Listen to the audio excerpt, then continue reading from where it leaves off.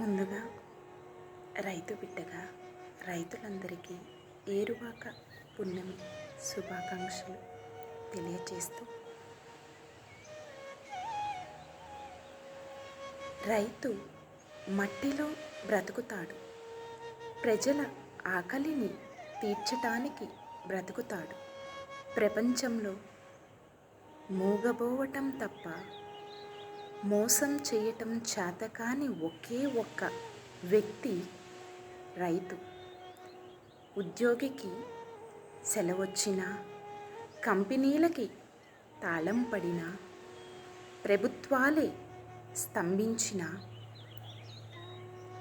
ఆగిన ప్రపంచాన్ని నడిపించేందుకు పరుగెత్తేవాడే రైతన్న. రైతు పడని కష్టం లేదు, రైతు చూడని నష్టం లేదు, రైతు చూడని చావు లేదు. మనకి అన్నం గురించి ఎదురు చూసే రోజు వస్తే తప్ప రైతు విలువ తెలియదు. వ్యవసాయం అనే పదంలో సాయం ఉంది,